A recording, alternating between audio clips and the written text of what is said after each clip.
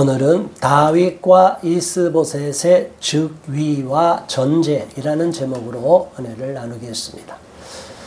자, 우리가 사무엘상을 넘어서 이제 사무엘하로 넘어갔을 때 안타까운 소식, 사울왕이 죽은, 인간적으로 보면 비극적인 소식이지만 다윗의 입장에서 보면 이것은 참 좋은 소식이 되는 것입니다. 그럼에도 불구하고 1장에서 우리가 살펴본 대로 다윗은 사울의 죽음을 알리러 온 사람들을 기뻐하지 않았습니다. 자기를 그렇게 죽이려고 했던 다윗이 사울왕을 그렇게 죽임을 당하려고, 죽이려고 자기를 그렇게 괴롭혔지만 사울을 미워하지 않고 오히려 사울의 죽음을 애통해하고 울부짖는 다윗의 모습을 봅니다. 자, 우리 크리스찬들은 우리의 마음속에 정말 미운 사람들이 있고 정말 우리가 저 인간들이랑 상종을 해서는 안 된다, 이런 생각이 들 때가 있어요. 그런데 다윗은 영맹스러운 장수의 모습도 보이지만 또 한편으로는 너무나 섬세한 연약한 모습을 보이고 오히려 원수가 넘어질 때 기뻐하지 않고 슬퍼하는 모습을 봅니다. 자, 저와 여러분도 다윗을 통하여 다윗의 허물과 있고 부족함이 있음에도 불구하고 이렇게 다윗의 성품이 얼마나 따뜻하고 또 다윗은 남이 무너지는 것을 기뻐하지 않았다는 것에 대하여 우리 또한 도전을 받을 수 있기를 바랍니다. 자, 이제 사울 왕은 시대가 저물었습니다. 그리고 조가를 부르고 요나단의 죽음을 애통했던 다윗이 이제는 하나님께 기도함으로 하나님께 길을 묻는 것입니다. 오늘 2장에서 살펴보았을 때 다윗은 이제 자기가 어떻게 해야 될지, 보통 사람 같으면 어떤 생각이 들을까요? 자, 이제 사울왕이 죽었으니 내 시대가 열린 거야. 그래서 자기가 따르는 부하들을 끌고 쭉 예루살렘으로 진격해 가고 쭉 북진하면 어떻게 될까요? 사람들이 와, 다윗이야, 다윗이야, 와, 다윗이 나타났어, 이렇게 막 사람들을 자기 수하에 끌어모아서 나라를 빨리 되찾고 싶은 마음이 있다면 그렇게 했을 거예요.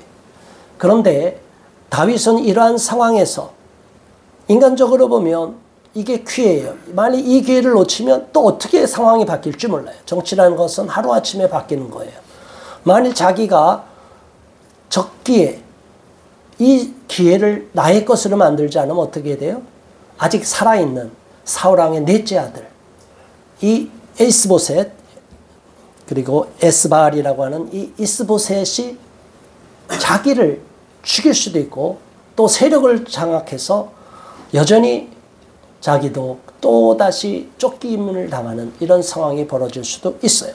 그럼에도 불구하고 다윗은 자기 생각으로 치우치지 않고 먼저 하나님 앞에 기도하며 물어봅니다. 1절에 그 말씀 있죠. 한번 1절 다시 봉독합니다. 그 후에 다윗이 여호와께 여쭈어하려되 내가 유다 한 성읍으로 올라가리까?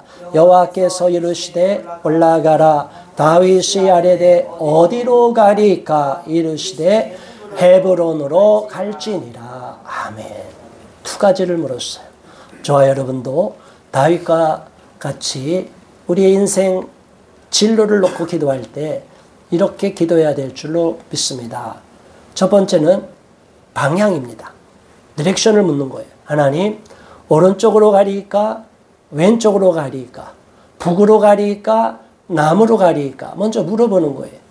다윗은 블레셋 진영으로 가서 어쩔 수 없이 적진으로 가서 투항하는 모습을 보였어요. 그리고 이제 고향으로 돌아와야 되는데 고향 어디로 가리까? 하나님 어디로 가리까? 저와 여러분들은 하나님께 먼저 묻고 기도하고 응답받고 행동할 수 있기를 바랍니다.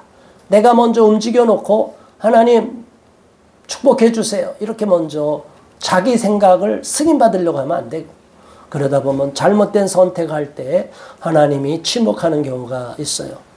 침묵은 기다리라는 뜻도 있지만 아니다는 뜻도 있어요. 그쪽 길이 아니야. 그러면 하나님 응답을 안 줄 수도 있어요. 그런데 하나님은 어디로 가리까? 그러니까 여호와께서는 올라가리까 하니까 올라가라.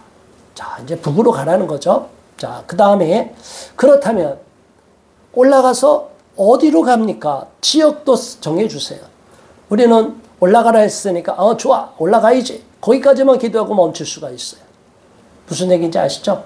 끝까지 기도해야 되는 거예요. 저와 여러분이 지금 하나님 이 나라 어떻게 될 겁니까? 기도하고 어떻게 돼? 아이 그럼 내가 마음대로 해야지. 아니에요. 그러면 하나님 이 나라 다음 단계로 상황이 어려워질 때 또 어떻게 해야 됩니까? 또 다시 묻고 물어야 돼요. 저는 하나님께 계속 묻고 있습니다. 하나님이 어떻게 이끌어 주실지를 기도하고 있는 거예요. 무조건 앞질러 가서 무조건 행동하는 것만이 능사가 아니고 하나님이 올바른 방향으로 나를 이끌어 주시기를 바라고 그렇게 먼저 기도가 쌓이고 나서 행동에 나가야 하나님 앞에서 실수하지 않고 하나님이 나에게 맡긴 사명을 잘 감당하게 될 줄 믿습니다. 올라가라고 하니까 응답이 올라가라고 그랬어요. 그런데 두 번째로 어디로 가리니까 하니까 어디로 가라고요? 헤브론이라고 했습니다. 많이 들어본 지명이에요. 예루살렘의 남서쪽에 있는 약 30km 떨어진 지역. 헤브론은 아브라함이 정착한 지역이고 사라의 그 묘실이 있는 지역이고 압살롬이 반역한 지역이고 헤브론은 굉장히 여러분 많이 나와요. 자, 이 헤브론에 가서 또 다윗이 한 시대를 준비하라고 한 거예요. 하나님이 바로 예루살렘으로 올라가지 않게 했어요. 우리는 빨리 급한 마음으로 빨리 뭔가 이루려고 할 때가 있어요. 그런데 하나님은 다윗에게 먼저 헤브론으로 가라 그랬어요. 헤브론으로 가라는 뜻은 뭐예요? 너가 이스라엘 나라 왕이 되기까지 준비해야 될 것이 있으니 거기서 때를 기다리고 준비를 하라 그러는 거예요. 우리가 준비 없이 나는 자신 있다. 우리 믿음으로 모든 것이 할 수 있다. 좋아요. 믿음으로 불가능이 없어요. 또 믿음으로 기적을 베풀기도 해요. 그러나 때때로 하나님은 우리로 하여금 더 큰 지금과 차원이 다른 레벨업을 시키고 또 다른 차원으로 우리를 더 큰 사명을 주려고 할 때는 그 단계로 이르기까지 준비를 해야 될 과정이 있습니다. 준비하지 않고서는 우리가 하나님이 맡겨주신 큰 사명을 감당할 수가 없습니다. 우리의 부족함이 있을 거예요. 남들이 우리를 칭찬하고 대단하다고 여기고 이제 훌륭합니다고 말할 때 저와 여러분은 어떻게 생각하냐면 No, 그래야 돼요. 아닙니다. 영광을 받으신 것은 하나님이시고 나는 하나님 부족합니다. 부족하다고 생각하면 우리는 겸손해질 수 있어요. 그런데 그렇지. 내가 이만큼이지. 준비도 안 돼갖고 높은 자리에 올라갔고 쫄딱 망하는 사람 지금 보고 있잖아요. 우리는 너무나 비참한 모습을 봐요. 정말로 준비된 대한민국의 정말 훌륭한 이승만과 같은 대통령이 이제 나타나지 못하고 박정희와 같은 대통령이 나타나지 못하고 있는 현실을 볼 때 안타까움이 있습니다. 정말 이 민족이 이대로 무너지는지 안 무너지는지 우리는 걱정하고 있는데 그래도 하나님은 감춰둔 지도자를 또 준비하고 계실 줄 믿습니다. 이 다윗과 같이 준비된 자가 있어야 돼요. 훈련된 자가 있어야 돼요. 다윗은 이미 민족의 영웅이었어요. 골리앗을 쳐부순 민족의 영웅이고 많은 국민들이 따르고 있었어. 백성들이 다 다윗 했던 사람이고 억울하게 사울왕에게 쫓겨다니는 것도 알고 있었어요. 그럼에도 불구하고 다윗은 자기의 생각을 앞질러 가지 않고 교만하지도 않았다는 거예요. 이어서 2절에 다윗이 그의 두 아내 이스라엘 여인 아히노암과 갈멜 사람 나발의 아내였던 아비가일을 데리고 그리로 올라갈 때에 3절 또 자기와 함께한 추종자들과 그들의 가족들을 다윗이 다 데리고 올라가서 헤브론 각 성읍에 살게 하니라. 사람들이 모이니까 이제 유다 사람들이 모였어요. 4절 유다 사람들이 와서 거기서 다윗에게 기름을 부어 유다 족속의 왕으로 삼았더라. 자, 보세요. 여기 몇 지파가 왔어요? 유다 지파. 유다 지파 사람들만 온 거예요. 그 사람들이 먼저 와서 기름을 부은 거예요. 자, 여러분. 나머지 11지파는 어떻게 있어요? 아직은 다윗 편이 아닌 거예요. 또 사울왕은 어느 지파예요? 베냐민 지파예요. 요셉과 베냐민 그 한 엄마 밑에서 난 자식이에서 서로 원수지가 돼 있는 거예요. 다윗은 유다 지파죠. 그러니까 아직은 족속이 두 지파도 아직 안 돼 있고 한 지파로만 돼 있는데 어쨌든 유다 족속이 와서 유다 족속의 왕으로 삼았더라 그랬어요. 12지파 중에 11지파는 아직 장악을 못하고 한 지파, 유다 지파만 와서 우리의 왕이 되소서. 그 이스라엘 나라 넓은 땅도 아니에요. 그 땅에서 한 12분의 1밖에 안 되는 지파의 왕으로 이제 등극하게 됩니다. 자, 그래도 이건 대단한 거예요. 그동안은 무리를 이끌고 정말 아둘람굴에서 비참하게 쫓겨다녔던 이 소수의 인원이었는데 그래도 한 지파, 유다 지파가 와갖고 우리의 왕이 되소서 하면은 엄청난 한 지파 전체가 다윗의 신하가 돼버린 겁니다. 자, 이거는 대단한 것이죠. 다윗이 아무리 훌륭하고 유능하다 할지라도 다윗이 모든 것을 능숙하게 하고 왕으로서 모든 역할을 감당할 수가 없습니다. 리더십이 하루아침에 세워지지가 않아요. 지금 많은 리더들이 준비도 안 된 리더, 자격도 안 된 리더가 이 나라를 다스리고 있는 현실을 볼 때 너무나 통분하지 않을 수가 없어요. 이 나라가 복이 없어서 그러나 걱정되기도 합니다. 다윗은 우리가 볼 때는 모든 준비를 갖춘 사람처럼 보였는데 하나님은 다윗에게 아직 때가 아니다. 너는 더 기다리라. 그렇게 해서 다윗으로 하여금 이 기본에서 7년 반 동안 왕의 노릇을 하게 됩니다. 7년 반 동안 여기서 머물게 돼요. 11절 한번 다시 읽습니다. 시작. 다윗이 헤브론에서 유다 족속의 왕이 된 날수는 7년 6개월이더라. 자, 그런데 또 다른 편에 북쪽에서 어떤 일이 벌어지느냐. 8절에 시작. 사울의 군사령관 넬의 아들 아브넬이 이미 사울의 아들 이스보셋을 데리고 마하나임으로 건너가서 길르앗과 아술과 이스라엘과 에브라임과 베냐민과 온 이스라엘의 왕으로 삼았더라. 아멘.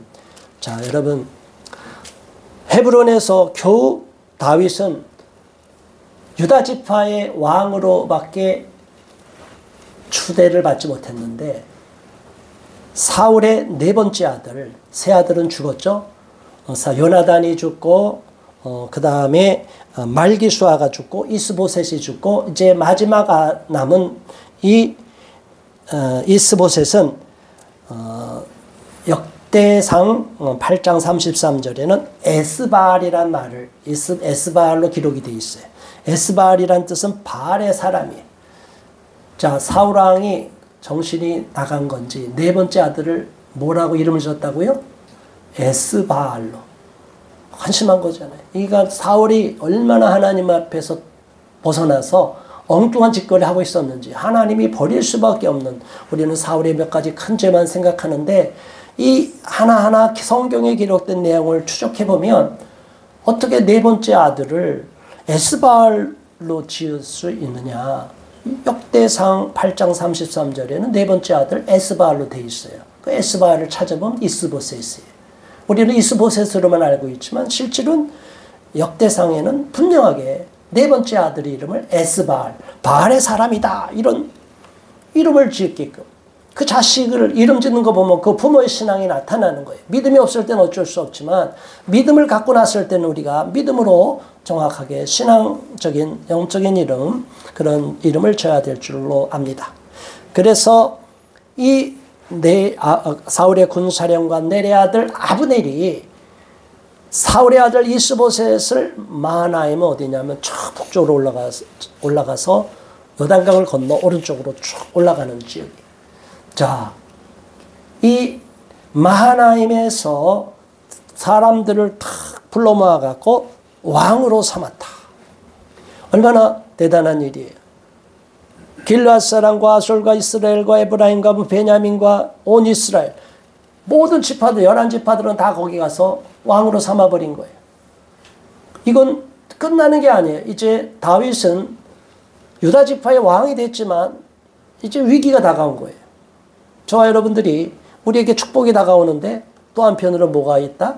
위기가 올 수 있다. 함께 위기가 오는 것을 그래서 유비무환의 정신을 가져야 되는 거예요. 신앙적으로는 항상 이제 다 됐다. 이제 끝났다. 이제 모든 게 형통해. 이제 모든 게 이제 몸에 익었어. 이제 루틴이 생겼어. 근데 거기에 딱 사탄이 우리를 공격하는 거리가 생기는 거예요. 그래서 저와 여러분들이 절대로 방심해서는 안 되고 끝까지 하나님 앞에 무릎 꿇고 기도해야 될 줄로 압니다. 자, 이어서 전쟁이 벌어지는 이야기가 12절부터 32절까지 나옵니다. 자, 이 전쟁에서 너무나 안타깝게도 다윗을 따랐던 요압의 동생이 하사엘이 죽게 됩니다. 아사엘이. 자, 우리가 너무나 안타까운 이야기는 전쟁이라는 것은 비참한 것이고 전쟁이 일어나면 그냥 쉽게 끝나는 게 아니에요. 우리는 끝까지 이 전쟁이 영적인 전쟁, 피 흘림이 있어야 또 한 번 새로운 시대가 열다는 걸 알아야 돼요. 모든 것이 평화로운 시대, 평화다 아니랄 때 사탄이 도적같이 우리를 집어삼키는 거예요. 대한민국도 왜 이런 위기가 왔느냐? 우리가 너무 샴페인을 일찍 터뜨린 거예요.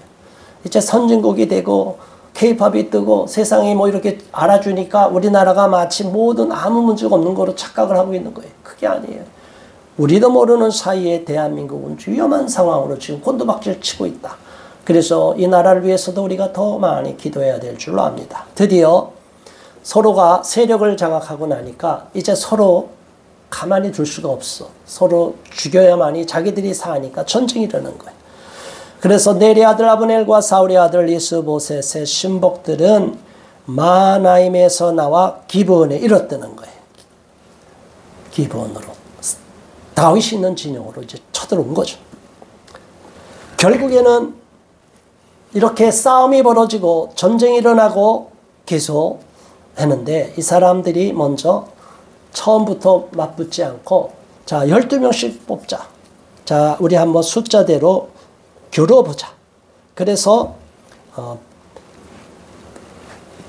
베냐민과 사울의 아들 이스보셋의 편에서 12명, 다윗의 신복 중에서 12명, 15절에 그게 나와서 16절 각기 상대방의 머리를 잡고 칼로 상대방의 옆구리를 찌르매 일제히 쓰러진지라. 자, 이게 선발대 12명이 나왔는데 12명이 서로 대치하다가 돌교가 불어서 서로 잡고 찔렀는데 다 동시에 다 죽어버렸어요. 얼마나 전쟁이라는 게 참혹해. 칼 들고 전쟁은 내가 죽지 않으면 내가 죽임을 당하는 이 상황이니까 이 절박한 상황에서 한꺼번에 죽고 그때 이제 전쟁이 크게 벌어진 거죠. 일제히 거기서 쓰러지고 나서 계속 싸움이 맹렬해진 거예요. 어느 한쪽이 싹 이겨버리면 기세가 꺾여서 도망갈 텐데 동시에 다 쓰러져 버리니까 양쪽이 와 밀려갖고 이제 큰 싸움이 벌어진 겁니다. 17절 그날의 싸움이 심히 맹렬하더니 아브넬과 이스라엘 사람들이 다윗의 신복들 앞에서 패하니라. 아멘. 자, 하나님이 군대 숫자로 보면 비교가 안 돼요.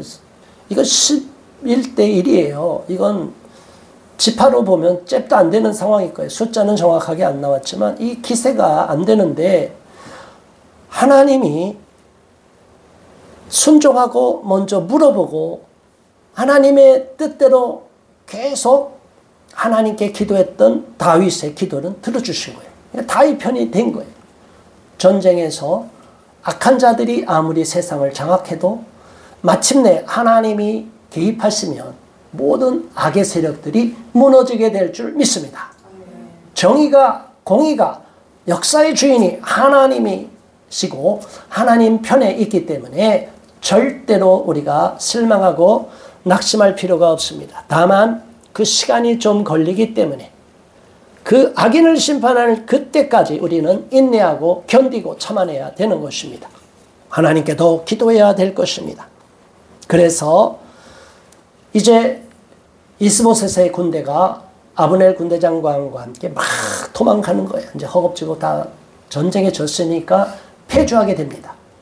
그런데 여기에 비극적인 사건이 일어나서 이제 나중에 사무엘하 후반부로 가면 이로 인하여 참 안타까운 일들이 계속 벌어지는데, 수리아의 세 아들 요압과 아비새와 아사엘인데 이 다윗에게 아주 용맹스러운 군대 장군들이에요. 그런데 이 3형제가 있는데 그 중에 셋째 아사엘이 이 아브넬을 가만두지 않고, 아사엘이 발이 빠르다고, 얼마나 빠르다고 그랬어요? 18절에 발은 들로로 같이 빠르다. 달리기로 치면 오늘날 엄청 빠른 경주를 하니까 도망가는 아브넬을 내가 잡을 수 있다는 생각이 들어서 자신을 믿고 막 쫓아간 거예요. 만일 아브넬이 다윗과 같이 기도하는 사람이었다면, 아사엘이 다윗과 같이 기도하는 사람이었다면 아브넬을 쫓아갔을까요? 하나님이 가지 마라 했을 거예요. 그런데 아사엘은 자기가 자기를 믿은 거예요. 내가 발이 빠르니까 이 형들한테도 물어보지도 않고, 요압과 아비사한테 물어보지도 않고 이 아사엘이 그냥 허겁지겁 막 쫓아간 거예요. 보자마자 내가 잡아야지 하면서 쫓아간 거예요. 자, 여러분, 이래서 이기는 경우도 있고 이래서 승리하는 경우도 있는데, 하나님은 아사엘이 아브넬까지 쫓아가 아직 아브넬의 목숨을 잃을 때가 아니라고 봤기 때문에 아사엘이 쫓아가면 안 되는데 아사엘이 아브넬을 막 쫓아간 거예요. 19절, 아사엘이 아브넬을 쫓아 달려가되 좌우로 치우치지 않고 아브넬을 쫓으니 직진으로 막 쫓아가는 거예요. 그러니까 앞서갔던 아브넬이 막 가다가 보니까 막 발이 빠르니까 막 쫓아오는 거예요.